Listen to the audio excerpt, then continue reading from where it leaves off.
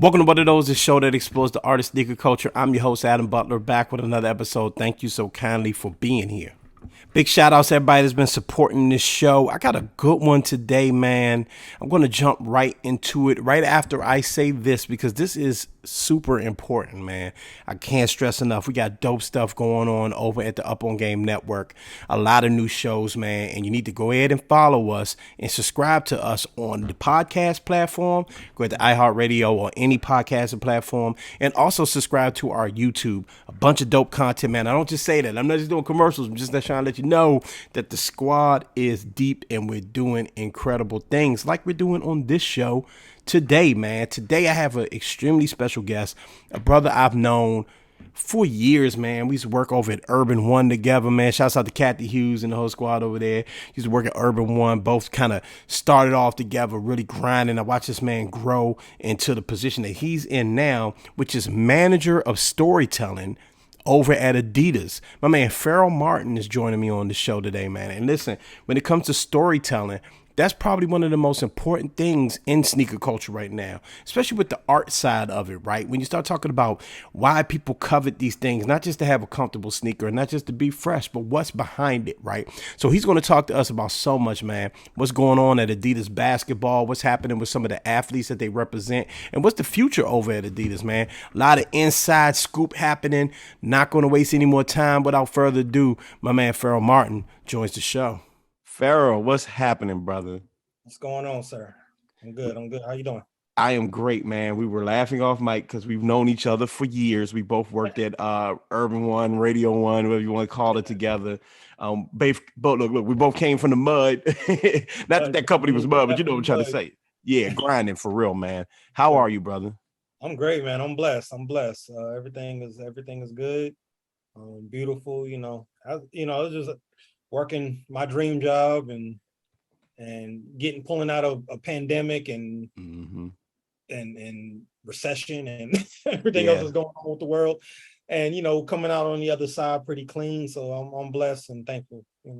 Beautiful, man. I see the Adidas back there, so we're going to talk about that dream job for a second. In fact, tell the people about. I talked about it in the intro, but just sort of tell people about your position and what you do over at Adidas. Okay, so basically my title is a storytelling manager. What I do with Adidas was I work with Adidas Basketball. So, we're working with all our athletes, all our, we have different shoes that's coming out. My job is really just tell stories. Like we're really trying to work with media, work with our social team, work with, I work with marketing and all of that. It's really trying to supplant what the story is behind our products. Yeah. We're really trying to get the stories out. So it could just be about the shoes. It could be about our athletes. It could be about what we're doing as a category. And what I mean by category is basketball. So we have different categories, that running and soccer, but specifically for basketball is really trying to manage the storytelling for that. Man, a little bit of Adidas Originals, which incorporate some of our throwbacks and some of our classics and retros. So I touch a little bit of that as well, but my main focus is basketball. So let's talk about your journey, man. You've always been one of the more creative people I've known. I always enjoyed working with you, talking to you about just like creativity and such. How did you get to this position, man? You say it's your dream job. How did you even land here? It was just a combination of just work. It was just being known for what I do. People reached out to me. My journey, it goes back to Howard University. Actually, even before that, I used to run a magazine. We started my own magazine back in the day. I was all into music. I was real big in the music space where I kind of met you. We was doing like some hip hop journalism, out in DC. We used to like hand out magazines in front of clubs and all that. I remember. And magazines was like a thing, you know what I'm saying? And for whatever reason, the digital era came on and kind of, washed us away. But I ended up going back to Howard, finishing my degree in journalism. And from there, I was doing some reporting, working for the Black Press. From there, I think I went to Radio One at the time, working in DC where I met you, and I was overseeing, the websites, the digital strategy for our radio stations. I think we have 5 radio stations in that market. WKY is one among them. Yeah. And then from there, it was crazy because, I was just kind of, I was straight magazine, but then I started getting my chomp on as, getting my bit, chomping at the bit as far as digital with that role. That kind of grew, that grew in different capacities because I think I got recruited by Muriel Bowser's campaign team. Mayor DC. To do some creative work for them, or some digital work for them. So I was, doing some stuff with her campaign. She ended up getting elected and offered me a job to be communications manager or communications director for the DC office of entertainment, DC entertainment office. So basically they combined the DC cable with DC film office, and they made it one big office that oversaw like the entertainment aspects of DC. So I did that for about a year where I was working for the DC government. It was the government, it's dope role. I love what, I liked what I did, gave me some visibility. Right. I ended up moving to LA and taking a job with Pluto TV. So if you ever, if you got some apps on Roku or whatever on you see Pluto TV, which allows you to stream, allows you to stream free content and all that. So I was programming content for a lot of their channels. I did that for about a year. Left there and I went back to Radio One to oversee video production in Atlanta. So all their radio stations, I was able to work a lot with a lot of great folks because you had nationally syndicated radio out there. You had like Ricky Smiley. You had what they called the morning culture. Yeah. They had at the time they had a bunch of folks, but we had a lot of guys. Angie and them and a lot of the folks. They did what they did. We had can't remember all the names, but we had a bunch. We had like a bunch of nationally televised shows. We had Dish Nation, which they found out there. So it was a lot that I was doing. I had access to and just be able to touch a lot of just national stuff. But at the same time, I was working a lot with brands because me being a digital guy, me working with video, I had to work with a lot of our advertisers. Right. So with that, working with advertisers and creating digital brands, I was doing some consulting for brands and small businesses. I started doing more on digital marketing as opposed to just content. And from there, my name was just kind of waving through the industry or whatever. They reached out to me like, yo, what you think about this opportunity? I was like, and it happened to be Adidas, and they brought me on saying, we like the stuff you've been doing, telling stories. I've always been telling stories through different capacities, spanning film, TV, print, digital, what else? Radio. So, I've been running the gamut, just really trying to work with different people behind the scenes. I've been in front of the scenes in some capacities, and just really trying to just oversee storytelling and manage that. You know what I'm saying? And I get to do it for a brand now. So I was doing it in some capacity when we were working with advertisers and when I did it as a consult. But now working for a global brand like this is we're one of the biggest brands in the world at absolutely this. Sportswear, accessories. I walk around everywhere and I see people wearing Adidas, wearing Adidas merch and all that, wearing their shoes, their stuff. You see it on TV. So no, I'm blessed. It's a great position to be able to just move culture and move the market and move the needle. We got competitors and we got space that we're trying to conquer, but we're, it's a great challenge, man. I love it. I love it. Speaking of moving the culture, right? And I told you off mic that it's been a bit of a theme on my show, not on purpose either, just storytelling comes up so much because there's always this thing about sneakers where it's like hype beasts and hype and everything and the resale prices and all of that. But tucked in there somewhere is the story of the sneaker. Like the other brand has stories, Adidas has stories. Tell me about like your approach when it comes to, and you don't have to spill any beans. You don't have to tell me about any specific thing, but just your approach when it comes to storytelling. And then another part of the question for you is how important is that storytelling to a brand like Adidas and to Adidas Basketball? I mean, the storytelling is everything. Matter of fact, let me pull this up. Storytelling is everything, man. For brands in general, it's kind of like, it's like I can sell you this. Is my little Magic Johnson dog, but word up, Johnson Magic. But you wanting to buy it is what's the story? What does it represent?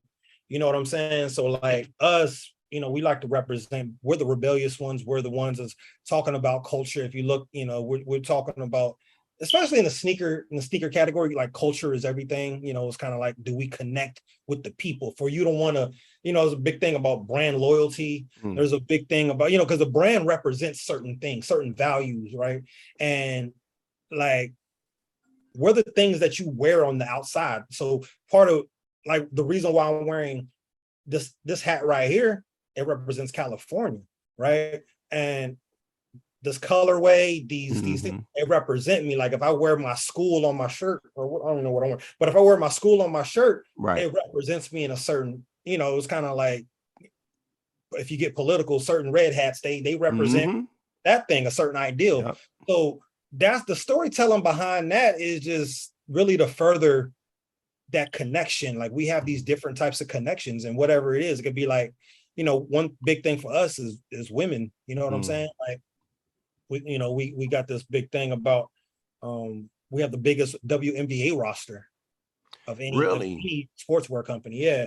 So we're really trying to push women in basketball, like really trying to make it accessible for everybody. We got we got the men's side, we got the youth side, we're talking about social justice, that's a big thing for us.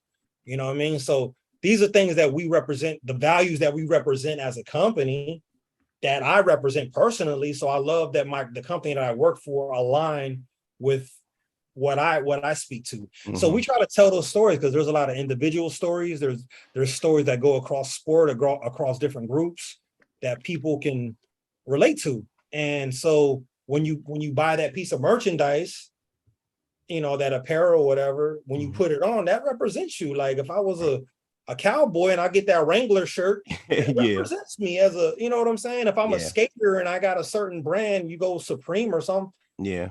For a skater, that shoe that shoe or that board represents him. You know what I'm saying? Right. So story is that's all. It's really about pushing your brand forward. You know what I'm saying? How you do that. Yeah. Excuse me. So when you think about basketball sneakers, and in the early 2010s, basketball sneakers were extremely popular, and they kind of crossed over into that streetwear. Not so much now, but it is starting to make a comeback with more retro stuff coming out, right? I think about Adidas, and I think about the Kobe line that they had on early on, and a lot of that's coming out, and things, you can name that ball player, right? How do you combine this is a great shoe for basketball, right? It's going to protect you. You're not going to break your ankle wearing the shoe. You're going to be faster. You're going to be, but also the aesthetic, and then the part that you deal with, which is, how do I make it so that it tells a story, so that it translates into casual wear and streetwear? I mean, some of it just happens on its own, right? If you think about, the most famous example, my Adidas, right? Run DMC. The Shell Toes was a basketball shoe, right? Started out as a basketball shoe. Same thing with different shoes that's come out throughout history from other brands. Right now we're dealing with, there's a shoe called the Forum. Yeah. In the top 10. Those are classic shoes that are, they got different remixes, different colorways, that started out as basketball shoes. And I think a lot of it is design is really about adoption. It's really about, like, right now there is a big push for performance. We're talking about ankle support, or how does it feel? Because if it's a basketball shoe, it has to be basketball first, right? We do have lifestyle shoes and lifestyle elements that go under our Adidas Original thing, or they may fall into Adidas Original. But sometimes it's just like, we have Trae Young, we have him, we have Donovan Mitchell, we have Dame Lillard. We have all these swaggy type athletes, Jalen Green coming on board, Anthony Edwards. So, but our signature guys, they're there designing the shoe that they can wear off court. You know what I'm saying? So it's always, it has to be performance first, because especially our signature shoes, you have a little more like design leeway for our non-signature shoes, because they're basketball shoes, but they're probably more of a design aesthetic. But when you're talking about the athlete shoe itself, the signature shoes, their careers on the line. You can't have it like, I remember I was watching the And One documentary last night, and they had brought on, And One was this big old brand, you know what I'm saying, where they were trying to push their shoes and this, that, and the third. But 1 second. They finally put on a shoe on Steph Marbury. They bring him on as their lead endorser. My man he breaks it, or he injures his ankle in game with the shoes on. Yep. So performance has to come first, because these dudes, their careers riding on the security of the shoe that they play in. So, and we also want to be known for that, because you don't want to be like Zion Williamson, where your foot's going through the shoe. So yeah. So it's like we want to avoid those types of instances. So for us, it got to be performance first. The design has to support that, right? And so like Trae Young, as I was saying, he likes more of the more low cut shoe that he could wear off court. You know what I'm saying? So if you look at some of the designs, they kind of support what that particular athlete, what his style aesthetic is. Yeah. So and then people will adopt it. So we have a different line of signature and non-signature shoes that that convert very well to lifestyle. Yeah. And the top 10 is funny you bring that up. I should have had that joint out. I love the top 10. I got a couple pairs of those sitting in the closet over there. And these are the type of like sleeper sneakers in Adidas catalog that people don't think about, but you see people wearing all the time. But when it comes to the newer athlete, and because the top 10 has its own story, and I imagine for you telling that story, I won't say it's easy, but it's less of a challenge than to tell a rookie story, right? Or someone that's less known. So do you think that a lot of that storytelling has to, come from moments they create on the court? Like, Trae Young may hit a game winner in this one, so you name it after that, or I ain't gonna give you no ideas, you know what I'm saying? But, stuff like that. Do you think that can? It can. It just depends on the shoe, the person behind the shoe, the colorway, because we have the silhouette. It'd be like I was saying, Trae Young's story. He's the overlooked guy. He was the guy that everybody doubted. He's 6 foot, 165, soaking wet. He's not the big dude. He's the little dude who had to overcome a lot of odds coming from Oklahoma. You know what I'm saying? Coming from this, that, and the third, but now he's a beast. But he was the dude that all you lost. You traded him for Luka. He's coming in New York. Now he's a villain, but the story writes itself. So it's really about us recognizing what that story is. He's representing Atlanta. There's stories there, like the South. Like if you would have talked about, like for instance, if you want to parallel what Atlanta means to culture versus New York, Trae Young mirrors that, right? Right. New York was the dominant city in culture. They moved the culture. Atlanta came and supplanted that. They come up and destroyed that, right? The Hawks and Trae Young did the same thing. New York Knicks, they come in Madison Square Garden and they destroy that. So it's like there's a lot of parallels you can draw. There's a lot of stories that you can draw. It's just really like, okay, what's gonna work? Do we need to move culture? Do we need to move product? Do we need to supplant what's going on right now? Like sometimes it could be social issues. Sometimes we could talk about Title IX and women's basketball, or whatever. We could talk about a lot of different things. It's like, oh, do we want to create more accessibility do we, to the sport? You know what I mean? So what's the story what story can we tell to create more accessibility for the sport? We'll do this thing, we'll do that thing. Two things before I let you go, man. One thing I really want to touch on, because I didn't know that about the WNBA roster that you guys had, and I think that's a beautiful thing. And I often speak to women on this show. I love speaking to women about sneaker culture because I think they were ignored for a long part in sneaker culture. I think that a lot of women, a lot of brands are working with women to create sneakers to work with either classic signature sneakers or create something new, and I think that's beautiful. What do you think needs to be done to really showcase, we know Trae Young, right? We know Donovan Mitchell, they've had these moments, but we know the WNBA could use a little bit more push. You know what I mean? We know that they talk about it all the time. Do you think Adidas could be part of that to make that push and really push the athletes that you all have on the roster already and use sneaker culture as sort of leverage to really get them to where frankly, they think they deserve to be celebrity wise? Definitely. I mean, if you think about just being the face of our company and a lot of our branding and advertising, we got Candace Parker. You know what I'm saying? We got Khalil Copper, who was part of the Chicago Sky. They won the WNBA championship last year.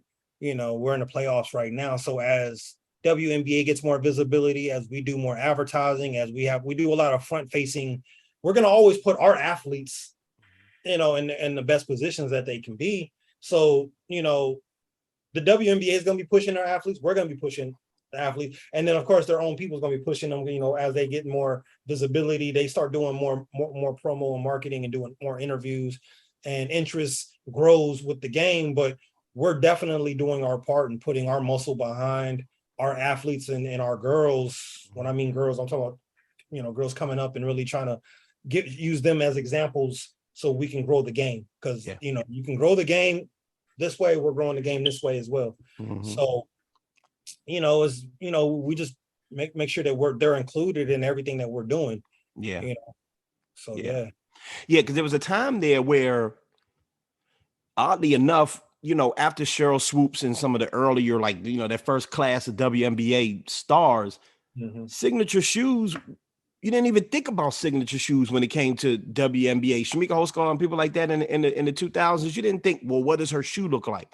Yeah. Now that's starting to happen again. And again, I think it's also because a lot of women designers are entering the game and really focusing that, and brands are starting to say, not brands like the top two brands, but, like mom and pop sneaker shops, right? Resale shops, clothing lines are starting to say, this is for women and we're putting this out here for women. So it is interesting to me that there's not more push for, that we hadn't seen the Candace Parker signature sneaker, right? And that's a superstar. Candace Parker is a superstar, you know what I mean? And that should be a layup. And I'm sure you all will get the job done. But it's just really interesting to me that the WNBA, and signature sneakers didn't go together like NBA and signature sneakers would together. I mean, like I said, Candace Parker does have her signature shoe that she just dropped. Yeah. So, that's getting pushed. If you check her, you could check some of the commercials that we've been doing. She's definitely front and center. She is the face of our women's women's push. Beautiful. So, she's one of the greatest basketball players that ever touched the ball. You know what I mean? Yeah. Top 25. I think she was just recognized as a top 25 NBA player of all time. So, she's definitely the face of what we're doing. And last year she went home to Chicago, won a championship. Yeah. Chicago Sky just advanced right now, just recently to the next round. So we got the playoffs going on. So she's definitely been holding it down. And if you just Google what we've been doing, you can see a lot of the work we've been doing. Candace Parker and all her peers that are also on our roster. That's really dope, man. That's really dope. I'm really glad to hear that, man, for real. Last thing before I let you go, brother, just tell me about sneaker culture has changed even within the past 3 years. Really, we talked about the pandemic earlier and how during the pandemic there was just this race to buy sneakers and the race to sell sneakers. Everybody got them stimulus checks and they were spending that bread, right? And so, but now we're kind of coming off of that. And another thing we've been talking about on this show over the past couple of weeks is how sneakers are more accessible right now, and that's actually a good thing, right? Not everything is like, oh my God, I got to spend millions of dollars from that's Adidas and Nike on the resale. And I'm not really asking you about resale so much, but I am asking you about where do you think sneaker culture is as a person who works in the industry now? What are your thoughts on sneaker culture? I mean, it's two things. Of course, you got the resellers and the hype beasts who like those limited colorways and those exclusive drops, and that's one market, right? Yeah.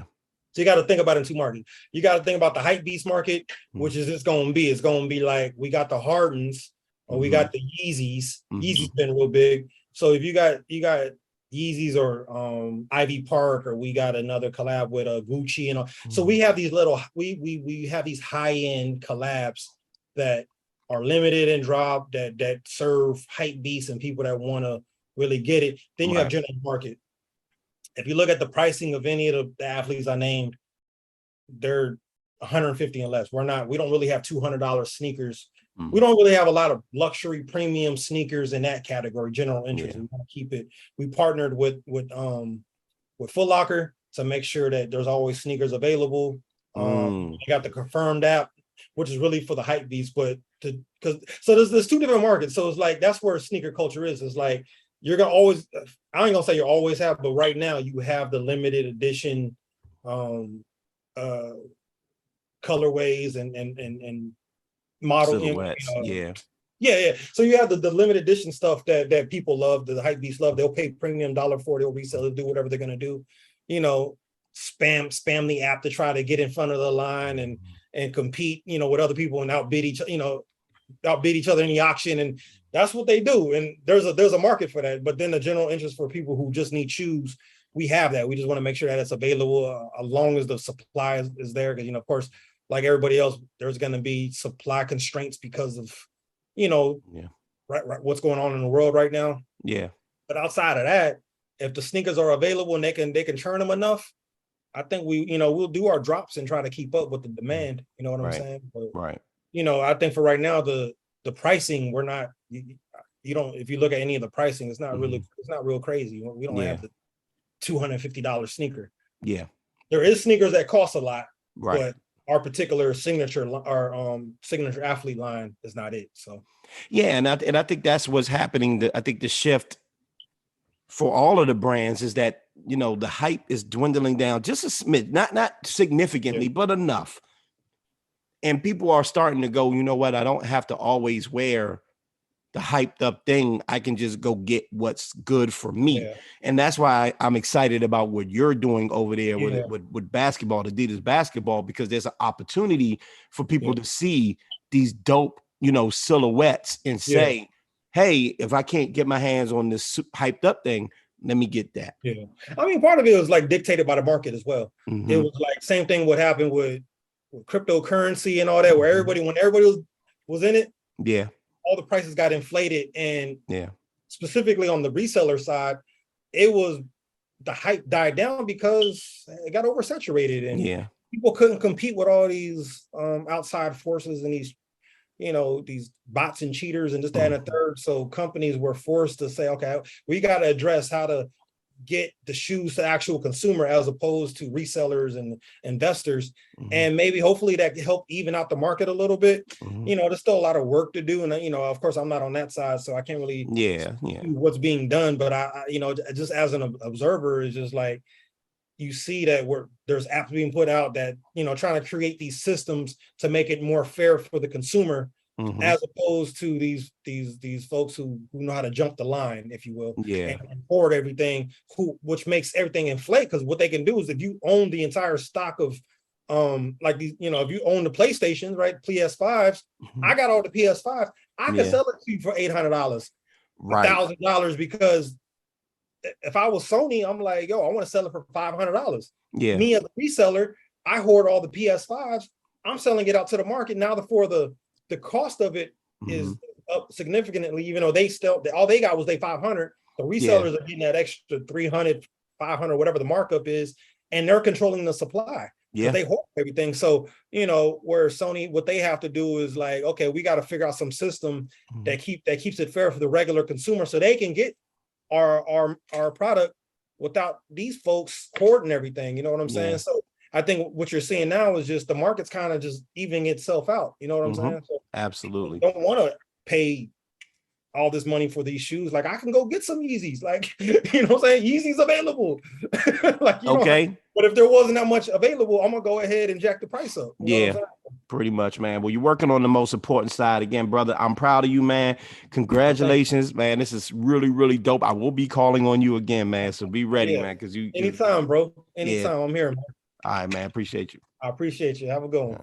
Big shouts out to Pharoh, man. Listen, like I said before, storytelling is super important, and it's just really exciting to see what's going on in some of these big brands. It's really cool to kind of peek behind the curtain, and see what's going on with the people that cook up and make all the ingredients in this thing we call sneaker culture, man. The business side is really interesting, especially nowadays where some of the hype is starting to cool down and people are just getting back to just actually buying sneakers.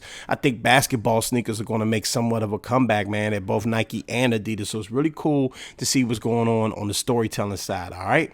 Follow that man. He's doing a lot of big things, man. Shouts out to Pharoh. Shouts out to you again for tuning into the show. Remember, subscribe to the podcast and follow the team, the Up On Game Network, the Up On Game Network. Shows come out every single day.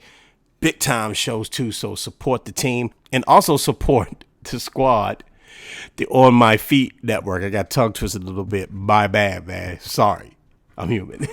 Anyway, follow me at MSR_Adam, at MSR_Adam, and follow me on TikTok at The Butler Did It Podcast, where the conversation continues. Remember to mind your mental health. Always do that. Mind your mental health, ladies and gentlemen. Mind your physical health. Super important. And don't forget, and always continue to be great.